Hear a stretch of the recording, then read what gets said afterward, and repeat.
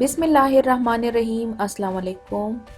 Today we will start a series of Indo-Pak history of the subcontinent, and we will discuss the causes of War of Independence 1857. This topic is considered one of the most important events in the history of Indo-Pak subcontinent during the 19th century. So let's start the topic. इस war of independence को Muslims या Hindus जो हैं उसको great revolt या rebellion का नाम देते थे, जबकि इस वॉर ऑफ इंडिपेंडेंस को फर्स्ट वॉर ऑफ इंडिपेंडेंस भी बोला जाता है। While on the other hand British जो है इस वॉर ऑफ इंडिपेंडेंस को इंडियन म्यूटनी का नाम देते थे। क्लियर? ओके, तो इस वॉर ऑफ इंडिपेंडेंस को समझने के लिए पहले हम थोड़ा सा इसकी बैकग्राउंड हिस्ट्री को पढ़ेंगे। क्लियर? जिसमें हमने देखा कि 1600 में ईस्ट इंडिया कंपनी इंडिया में as a trading body inter हुई और अप टू 1757 उन्होंने अपने आप को इतना स्ट्रेंथन कर दिया कि वो एक ट्रेडिंग बॉडी से, एक ट्रेडिंग कंपनी से एक पॉलिटिकल बॉडी बन गई after the battle of Plassey. Clear? सो यूं इस बैटल के बाद ईस्ट इंडिया कंपनी की रूल स्टार्ट हो गई और स्लोली एंड ग्रेजुअली ब्रिटिश को इंडिया कंट्रोल करने में तकरीबन 200 इयर्स लगे। ओके, जब ईस्ट इंडिया कंपनी की रूल स्टार्ट हो गई तो उन्होंने ऐसी पॉलिसीज इम्प्लीमेंट किए कि इनसे ना सिर्फ जो इंडिया के प्रिंसली स्टेट के रूलर्स परेशान थे, ना सिर्फ इंडियन सोल्जर्स, ज़मींदार, पीजेंट्स हुए या ट्रेडर्स हुए या आर्टिसंस हुए या पंडित और मौलवी हुए, तो ये सब के सब ईस्ट इंडिया कंपनी के जो पॉलिसीज थे उनसे एडवर्सली अफेक्टेड थे। तो इस वजह से भी ये वॉर ऑफ इंडिपेंडेंस वाक़या हुई। क्लियर? ओके, इस टॉपिक में हम आज इस वॉर ऑफ इंडिपेंडेंस को डिफरेंट एस्पेक्ट्स में कवर करेंगे। इनकी कोई एक वजह नहीं थी जिसकी वजह से ये वॉर ऑफ इंडिपेंडेंस हुई थी, इनके बहुत सारे वजूहात थे जो कि हम कवर करेंगे रिलीजियस हवाले से, socially, military, political, economic, language और इमीडिएट कॉज हम इसकी देखेंगे कि वो कौन सी काज थी जिसकी वजह से ये वॉर ऑफ इंडिपेंडेंस हैपन हुई। क्लियर? तो चले अब स्टार्ट करते हैं और डिस्कस करते हैं तमाम कॉजेस को वन बाय वन, जिसमें फर्स्ट है रिलीजियस काज। ओके, अगर हम रिलीजियस पॉइंट ऑफ व्यू से बात करें और हम अपना लास्ट लेक्चर को थोड़ा सा रिकॉल करें जिसमें हमने चार्टर एक्ट 1813 को डिस्कस किया हुआ था और हमने ये पढ़ा था कि उस एक्ट के मुताबिक ब्रिटिश गवर्नमेंट ने क्रिश्चियन मिशनरीज़ को अलाउ कर दिया इंडिया में कि वो वहाँ पे आ सकते हैं, सेटल हो सकते हैं और प्रीचिंग कर सकते हैं। तो इन क्रिश्चियन मिशनरीज़ की इंडिया में आने की वजह से क्या हुआ कि उन्होंने एंटी रिलीजियस एक्टिविटी स्टार्ट कर दी। मतलब क्या है? मतलब ये है कि उन्होंने क्रिश्चियनिटी को प्रमोट करना स्टार्ट कर दिया। इसके अलावा ये मिशनरीज़ जो हैं ये उनके रिलीजियस कस्टम्स में भी इंटरफेरेंस करते थे। इसके अलावा नेक्स्ट वजह क्या थी कि वो उनके जो मुल्लास थे या जो पंडित्स थे उनकी एम्प्लॉयमेंट को ख़त्म कर दिया। कैसे? वो ऐसे कि उन्होंने एक न्यू सिस्टम ऑफ एजुकेशन को प्रमोट कर दिया। मींस दैट कि उन्होंने वेस्टर्न एजुकेशन को प्रमोट करना स्टार्ट कर दिया जो कि बेस्ड थी किस पे? इंग्लिश लैंग्वेज पे। तो ये था रिलीजियस कॉज। नेक्स्ट कॉज है सोशल कॉज। सोशल कॉज में अगर हम देखें तो ब्रिटिश ने इंडिया की जो सती प्रैक्टिस थी उनको एबॉलिश कर दिया। इसके अलावा उन्होंने जो विडो रीमैरिज थी उन पर पाबंदी लगा दी। इसके अलावा उनकी जो कास्ट सिस्टम थी या उनके रास्ते में जो रुकावटें बन रही थी वो ख़त्म कर दी। वो कैसे? Through construction of railway. अब यहाँ पे कंस्ट्रक्शन ऑफ रेलवे का कास्ट सिस्टम से क्या ताल्लुक है? وہ یہ ہے کہ انڈین پیپل کا یہ بیلیف تھا کہ اگر ہم سی کو کراس کریں تو وہ ان کے لیے ایسا تھا جیسے اپنے کاسٹ کو کھو دینا. تو یہ بات ان کے لیے اچھی نہیں تھی اور برٹش نے سوشلی جو ہے یہ کام جو ہے کر دیا، جس کی وجہ سے انڈین پیپل میں ڈسکانٹینٹمنٹ پیدا ہوئی. نیکسٹ کاز ہے ملٹری. اوکے، ملٹری حوالے سے اگر ہم بات کریں تو جو برٹش آفیسرز تھے ان کا جو بیہیویئر تھا وہ انڈین سولجرز کے ساتھ ٹھیک نہیں تھا. وہ کروول ٹریٹ کرتے تھے انڈین سولجرز کو. ٹھیک ہے. اس کے علاوہ جو ملٹری آفیسرز تھے برٹش کے، انہوں نے اینٹی ریلیجیس رولز بنائے ہوئے تھے. وہ کیسے؟ وہ اس طرح کے انہوں نے پابندی لگا دی تھی سولجرز پر کہ آپ سیکٹیرین مارکس جو ہے اپنی فور ہیڈس پر نہیں لگائیں گے، آپ ٹربنز جو ہے وہ نہیں پہنیں گے. اس کے علاوہ جو یہ بھی کہا کہ آپ مسٹیچز یا بیئرڈ جو ہے وہ نہیں رکھیں گے.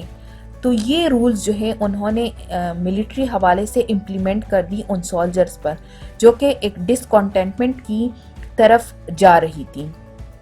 اس کے علاوہ لارڈ کننگ نے ایک ایکٹ پاس کیا اور وہ تھا جنرل سروس انلسٹمنٹ ایکٹ، جس کے مطابق ان کو کہا جاتا تھا کہ آپ کو اگر آرڈر ملے کہیں پر بھی جانے کی تو وہ سولجرز وہاں پہ جا سکتے تھے. تو یہ بھی ان کے لیے ایک ڈسکانٹینٹمنٹ کی بات تھی. جس طرح میں نے یہاں پہ ڈسکس کیا کہ ان کے ریلیجیس بلیف میں یہ نہیں تھا کہ وہ سی کو کراس کر لے. تو یہ تھا ملٹری کاز. نیکسٹ کاز ہے پولیٹیکل. اگر پولیٹیکل پوائنٹ آف ویو سے ہم دیکھیں تو جب لارڈ ڈلہاؤزی انڈیا کے گورنر جنرل بنے تو انہوں نے ایک پالیسی انٹروڈیوس کی. اس پالیسی کا نام تھا ڈاکٹرائن آف لیپس. اس ڈاکٹرائن آف لیپس کے مطابق یہ کہا جانے لگا کہ اگر کوئی پرنسلی اسٹیٹ کا رولر مر جائے اور ان کا کوئی اپنا نیچرل ہائر نہیں ہوگا، یعنی کہ اپنا سگا بیٹا نہیں ہوگا، تو آٹومیٹیکلی ایسٹ انڈیا کمپنی ان کی جائیداد کو انیکس کر لیں گی. تو یوں اس پالیسی کی وجہ سے برٹش ایسٹ انڈیا کمپنی نے بہت سارے اسٹیٹس کو انیکس کر لیے تھے. تو یہ ایک بہت بڑی وجہ بنی پولیٹیکلی انڈین پیپل کو ڈسکانٹینٹ کرنے میں. نیکسٹ ریزن ہے کہ refusal to continue the pension of Nana Sahib. Third reason ہے انیکسیشن آف اوتھ. یہ انیکسیشن آف اوتھ جو تھی یہ بھی ایک بہت بڑی وجہ بنی تھی، کیونکہ یہ جو انیکسیشن تھی یہ برٹش ایسٹ انڈیا کمپنی نے بہت ایک ناجائز طریقے سے انہوں نے اوتھ کو انیکس کیا تھا، جس کی وجہ سے جو بہت سارے سپوائز تھے، جو سولجرز تھے، ان کے فیلنگز ہرٹ ہوئے تھے. تو یہ تمام ریزنز تھے پولیٹیکلی پیپل کو ڈسکانٹینٹ کرنے میں. کلیئر؟ نیکسٹ ریزن ہے economic. Economic point of view سے اگر ہم دیکھیں تو برٹش نے کیا کیا تھا کہ انہوں نے لینڈز پر اتنے زیادہ ٹیکسز لگائے ہوئے تھے کہ جو پیزنٹس ہوتے تھے وہ ان کو ادا نہیں کر پاتے تھے، جس کی وجہ سے وہ لینڈ ان کے ہاتھوں سے چلی جاتی تھی اور وہ لینڈ لیس ہو جاتے تھے. کون؟ پیزنٹس. نیکسٹ ریزن کیا تھا؟ نیکسٹ یہ تھا کہ جو آرٹیسنس ہوتے تھے وہ جو ہینڈی کرافٹس بناتے تھے تو ان کو مارکیٹ سے بہت اچھے پیسے ان سے ملتے تھے، جبکہ دوسری طرف برٹش کیا کرتے تھے، وہ اپنا ہی مال مارکیٹ میں لاتے تھے اور ان کو سستے داموں فروخت کرتے تھے، جس کی وجہ سے کیا ہوا کہ جو آرٹیسنس کے ہینڈی کرافٹ سے ان کی ڈیمانڈ کم ہونے لگی اور وہ مجبور ہونے لگے کہ وہ اپنے لیے ایک الٹرنیٹ امپلائمنٹ کو تلاش کر سکے. نیکسٹ پوائنٹ ہے کہ برٹش نے کیا کیا کہ جو گڈس تھے ان پر بہت زیادہ لو ٹیرفس ہوتے تھے، جبکہ جو انڈین کے گڈس ہوتے تھے ان پر بہت ہائی ٹیرفس لگائے جاتے تھے. تو اس کی وجہ سے کیا ہوا کہ جو انڈیا سے کاٹن اور سلک ایکسپورٹ ہوتی تھی وہ سلولی اینڈ گریجولی ان کی جو ایکسپورٹ تھی وہ ختم ہونے لگی، کیونکہ ان پر جو ٹیکسز لگوائے جاتے تھے وہ بہت زیادہ ہائی ہوتے تھے. تو اس طرح انڈسٹریلسٹ کو بھی بہت بڑا نقصان ہوا. تو یہ تھے اکنامک کازز. نیکسٹ ہے لنگوسٹک کاز. لنگوسٹک کاز میں کیا تھا کہ بیفور 1857 کیا انڈیا کی جو لینگویج تھی وہ پرشین تھی. Persian was the language of court and administration as well as the civilised and ethical people. Clear?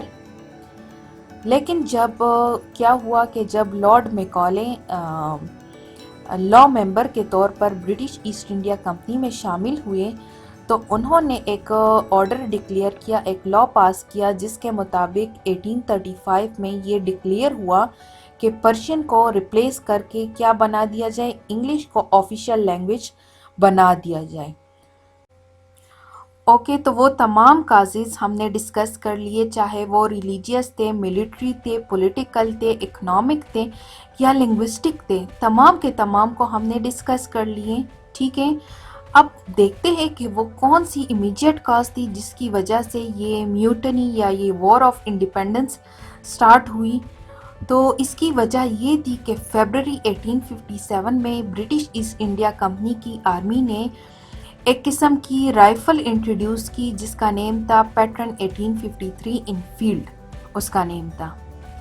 Us Enfield rifle میں ایک قسم کی بلٹس یوز ہوتے تھے جس کو کیٹریج کہا جاتا ہے. دس از دا پکچر آف کیٹریج. ٹھیک ہے، کیٹریج کہا جاتا ہے.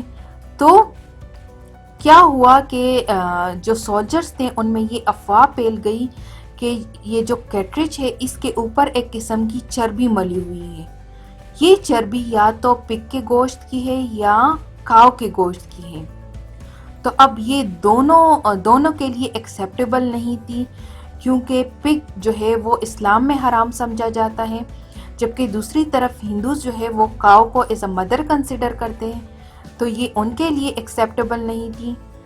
تو یوں کیا ہوا، انہوں نے اس رائفل کو یوز کرنے سے ریفیوز کر دیا.